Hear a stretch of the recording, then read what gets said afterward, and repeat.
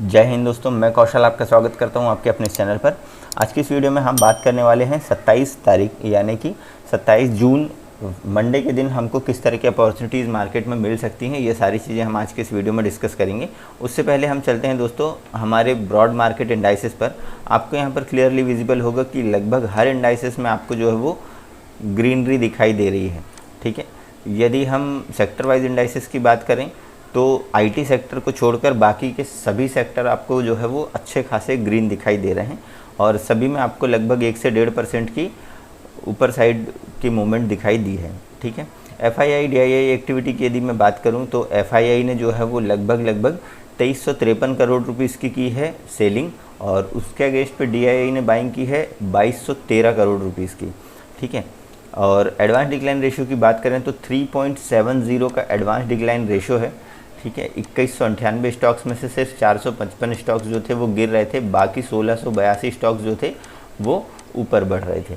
ठीक है, अब ये तो ही ओवरव्यू की बात। यदि हम सारी चीज़ें और भी डीप में देखें तो यहाँ पर दोस्तों मैंने निफ्टी का ऑप्शन चेन लगा कर रखा है। 30 जून की मैंने एक्सपायरी सिलेक्ट की है और यहाँ पर आपको जो है वो क्लियरली दिखाई दे रहा होगा कि रेजिस्टेंस लेवल पर आपको 15,700, ठीक है, 15,800, 15,900 और 16,000 ये एक इम्पॉर्टेंट लेवल होने वाले हैं, जिसमें कि साइकोलॉजिकली जो 16,000 का लेवल है जिसमें कि लगभग 73 लाख के आसपास ओपन इंटरेस्ट बना हुआ है, ये सभी लेवल ऊपर साइड के लिए इम्पॉर्टेंट है। नीचे साइड के लिए यदि मैं बात करूं तो 15,600, ठीक है, 15,700 में लगभग अभी 32 लाख के आसपास का ओपन इंटरेस्ट बना हुआ है, जिसमें कि 17 लाख के आसपास, 17-18 लाख के आसपास का जो है वो एडिशन हुआ है फ्राइडे के दिन।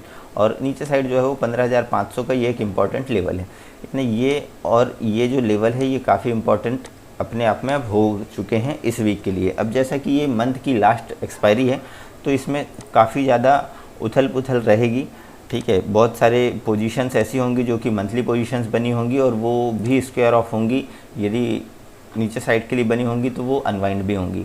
ठीक है, अब बैंक निफ्टी की यदि हम बात करें तो बैंक निफ्टी में भी अभी जो बैंक निफ्टी की ओपनिंग है, बैंक निफ्टी की जो क्लोजिंग हो 33,627 पर हुई है। 30 जून का मैंने यहाँ पर एक्सपायरी सिलेक्ट करके रखा है।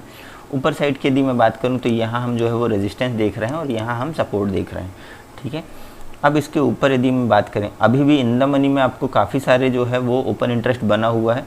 33,500 के कॉल पे अभी आपको लगभग 14.5 लाख के आसपास का ओपन इंटरेस्ट दिखाई दे रहा है और लगभग 4.25 लाख के आसपास का फ्रेश एडिशन हुआ है। उसके ऊपर यदि मैं बात करूं तो 33,700 ये एक इम्पॉर्टेंट लेवल है।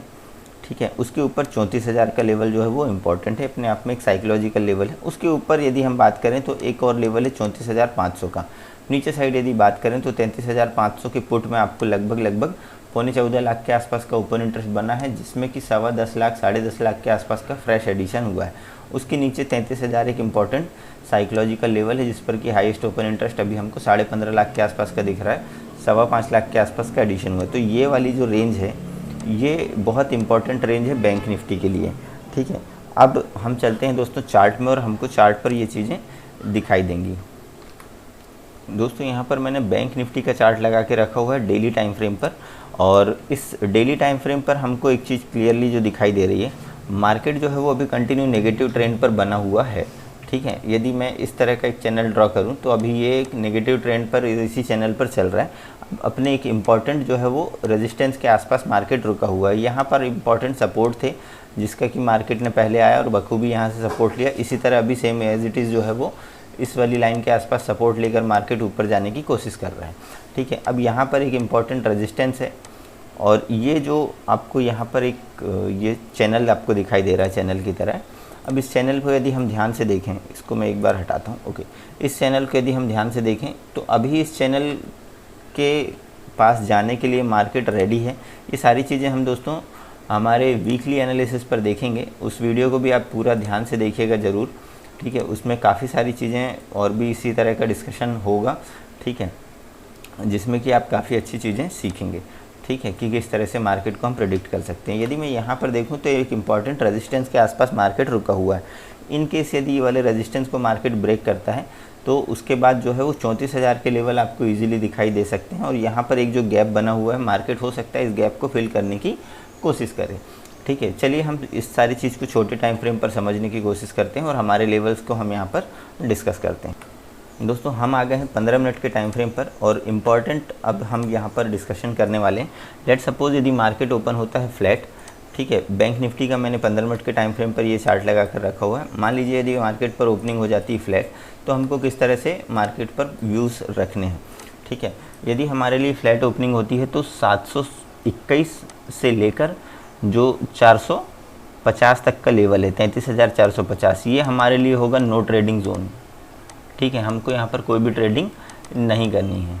ठीक है, यहाँ हम कोई भी ट्रेड प्लान नहीं करेंगे, खासकर तब बड़े मूवमेंट के लिए। यदि आप रियल टाइम पर कोई भी ट्रेड करना चाह रहे हैं उसके लिए एक अलग से आपको एक सेपरेट डिसीजंस लेने होते हैं। ठीक है, इनकेस यदि फ्लैट ओपनिंग होती है और मार्केट इसके ऊपर निकलता है, ठीक है, तो हमको किस तरह से प्लानिंग करनी है वो सारी चीज़ें हम यहाँ पर देखते हैं।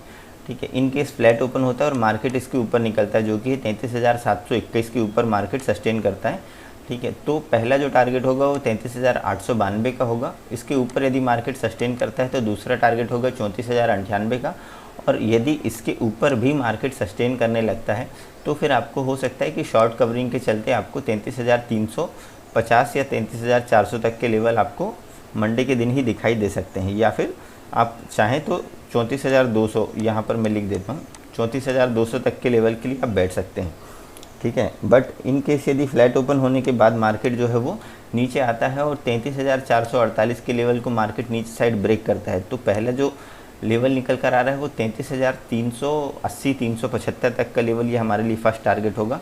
सेकंड जो टारगेट होगा वो 33,260 के आसपास का, और जो तीसरा टारगेट होगा वो 33,080 के आसपास तक का, ये मेरा तीसरा टारगेट है।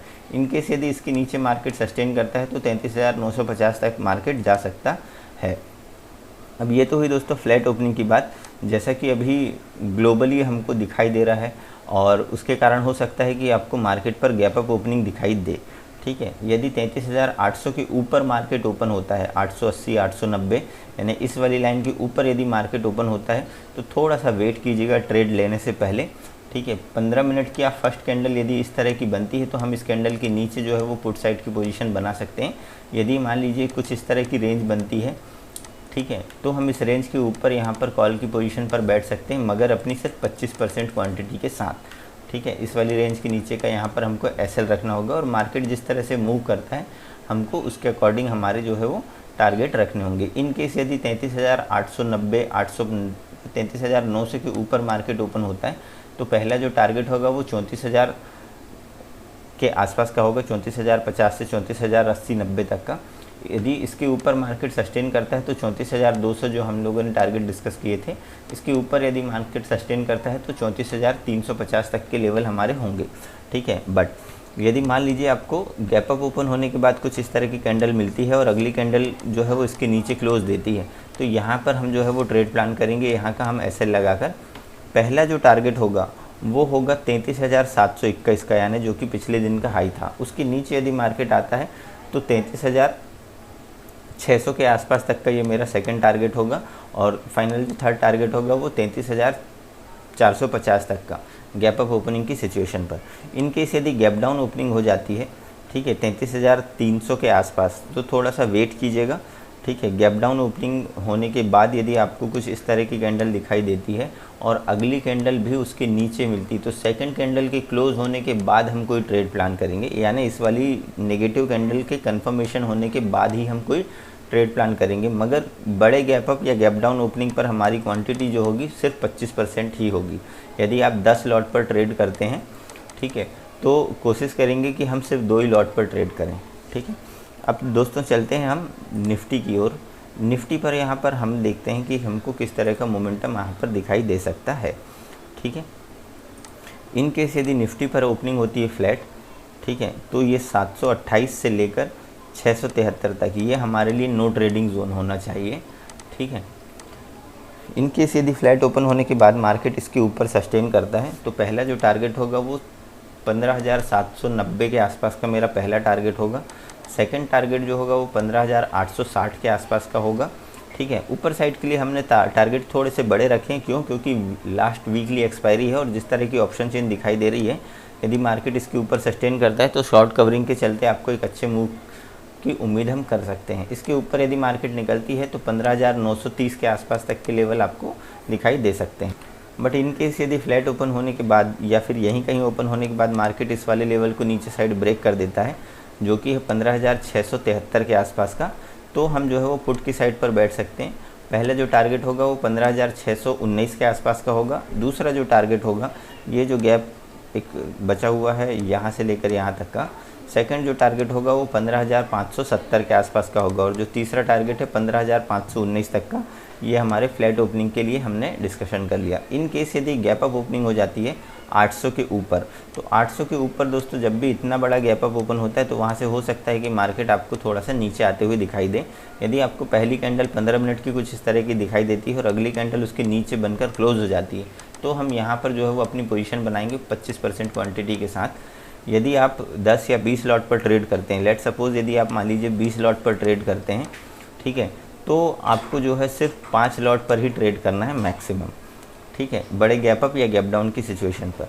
अब ये इस तरह की कुछ कैंडल के लिए हम पुट की साइड पर बैठ सकते हैं। यदि मान लीजिए इस तरह की कैंडल नहीं बनती और इस तरह की एक कैंडल बनती है, ठीक है, और अगला कैंडल भी उसके ऊपर ही बनता हुआ दिखाई देता है जो कि ग्रीन कलर का होना चाहिए, यदि वो कैंडल ग्रीन कलर का बनता है, उसके ऊपर उसकी क्लोजिंग हो जाती है, तो फिर हम यहाँ पर कॉल की साइड पर बैठ सकते हैं कम क्वांटिटी लेकर, ठीक है। पहला जो टारगेट होगा वो 880 और दूसरा जो टारगेट होगा वो यहाँ पर मैं पहला टारगेट रखूँगा इसके आसपास का, ठीक है, 880-900 के आसपास का। सेकंड टारगेट जो होगा वो 950 तक के मेरे टारगेट होंगे, 15,930-950 तक के।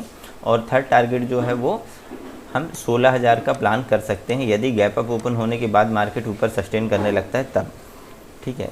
अब इन केस यदि मान लीजिए गैप अप ओपन होने के बाद हमारे ये सिनेरियो पर मार्केट आता है, तो हम यहाँ पर पुट की पोजीशन बनाएंगे।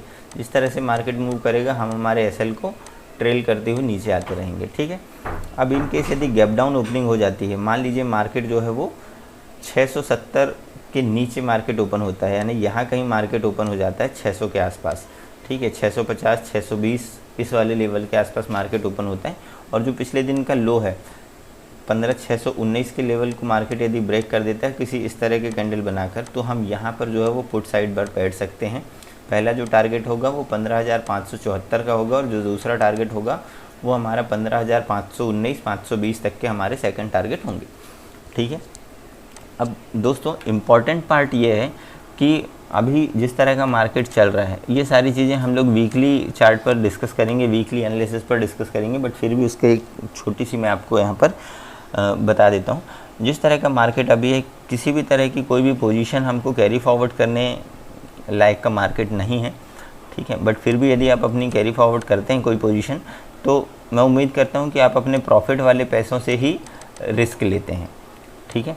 यदि आप प्रॉफिट वाले पैसों से रिस्क लेते हैं और यदि वो एसएल आपका हो भी जाता है, तो सिर्फ आपका प्रॉफिट जो है वो जाएगा, ना कि आपकी कैपिटल जाएगी, ठीक है। कैपिटल को रिज़र्व रखना इस तरह के मार्केट पर वो सबसे ज़्यादा ज़रूरी है। यदि कैपिटल नहीं बचेगी तो फिर आप अगला ट्रेड कैसे करेंगे, ठीक है। ये सारी चीज़ें हम और किसी वीडियो में डिस्कस करेंगे, अदरवाइज़ वीडियो काफ़ी लंबा हो जाता है। दोस्तों वीडियो पसंद आए तो वीडियो को लाइक कीजिएगा, चैनल पर नए हैं तो चैनल को सब्सक्राइब कर बेल आइकन को प्रेस करें, और साथ ही ये इन्फॉर्मेशन यदि और किसी के लिए हेल्पफुल हो सकती है तो आप उन तक ज़रूर शेयर करें। मिलते हैं दोस्तों नेक्स्ट वीडियो में, तब तक के लिए जय हिंद।